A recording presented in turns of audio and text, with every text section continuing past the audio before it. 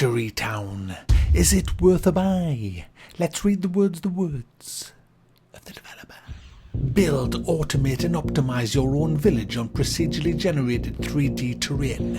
Use marble-run chutes, railways, logistic blocks, conveyor belts and a variety of worker units to research useful new technology and keep your houses supplied with goods.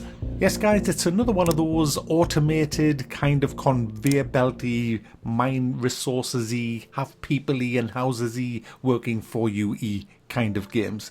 This is an indie game. It's a cute looking little game, to be honest with you. And I've been playing it for about 6.5 hours. This is not a full-on review, by the way. This is more of a first impressions in the game. I haven't gone to the ends of the game yet. I've just kind of had a bit play with it, got the feel of it, and I thought I'd let you know what I think of it. Once it's finished, I'll come back and do a full review when it's out of early access. Now, the idea of this game is it's the usual kind of stuff. People get resources and then make money. And that's the idea of the game. And you need money to make your resources in this game. There's different types of currency. There's yellow, there's red, there's blue, and then there's purple. All different types of currency going up in that order of value. And to get the currency, you have to sell the stuff that you make. Now, obviously, the basic stuff that you make isn't worth much, just worth yellow coins. And the people that you have in the world, in the houses, they buy the shit. So it's kind of a fun system. They go out and work their asses off to bring the shit in. You then refine the shit and then sell the refined shit back to the people that actually got the shit in the first place. So it's like a shit recycling game. That's... The fun is, though, how you go about doing that. You start off basically sending your guys to chop down trees to bring back to the lumber mill to make into planks of wood, and then they will store that in your base or in a barn or a silo. Well, you can't build barns and silos from the off, I don't think. I think you can build barns, and they will start and store all that shit for you. You then need the planks to build different types of buildings. You're going to need houses for people to live in, and the houses are tiered, and this is my first gripe with the game. You have a house tier 1, then you upgrade it when you get the requirements to tier 2, but it stays the same. It looks the same. It just, you can kind of have more people in the house. It starts off, I think, with 2 people per house, then it goes to 4 and 6, 8 and all that. But you can't actually see which house you've upgraded unless you mouse over. There's no visual kind of upgrading graphic, which I know it's early access and I'm sure that's going to get fixed, but it is just an annoyance at this time. And anyway, as you proceed through the game, you start creating and researching new stuff. You have to make paper, and you use wood and water to make that, and then you send the paper to the school, and the school, with money, will research your research thing. They will research new technologies. You can research into all kinds of stuff. You have chutes, you have conveyor belts, you even get railways. Now, it's not like a big steam engine. It's just like a little cart that carries, I think it carries 24 pieces as opposed to 4, which is in the wooden carts that you can make.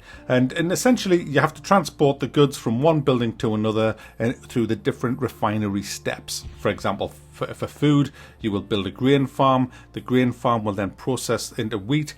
The wheat is then sent to a grain mill. A grain mill then turns it into flour. The flour then goes to the bakery, who turns it into bread, and so on and so forth. There's lots and lots of things that you can actually make, just coming from basic wheat and things like that.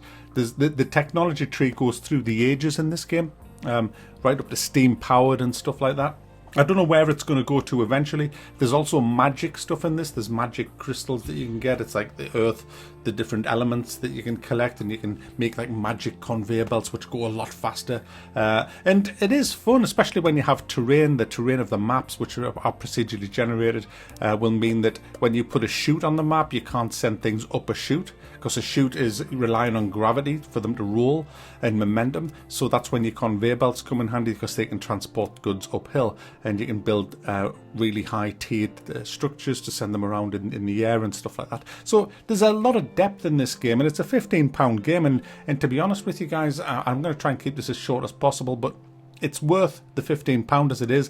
It is a little bit clunky, especially with the right mouse button. What you have to do to tell it to move goods is, for example, if you want one of your little guys to go to a barn and pick up a resource that you've made and take it to, I don't know, a farm, maybe it's fertilizer or something, you hold your right mouse button down on the guy, then you drag it over to the barn.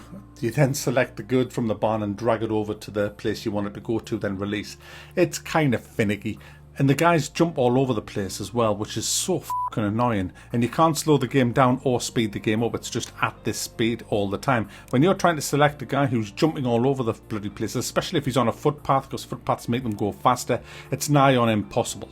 It's like trying to headshot a fucking fly with a catapult. You just can't do it. So you have to pause the game and then select it. All these little finicky little things get on me tits.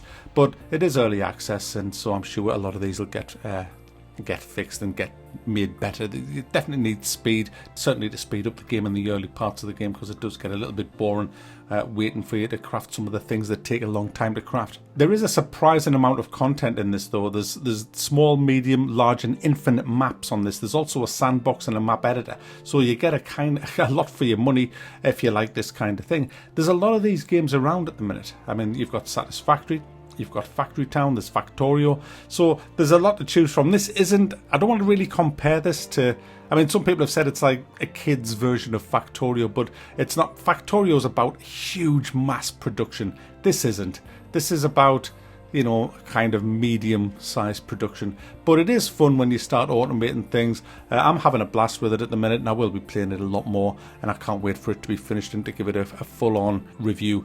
So there you go, guys. Factory Town is worth a buy. I'm not going to give it the full sort of scoring at the end because I haven't played it enough. Like I say, I'm 6.5, 7 hours into it. This is more of a first impressions video, just to kind of let you know that it's there. And it is a fun game, and at this moment, yeah, I am thumbing it up because it is a fun game. So there you go.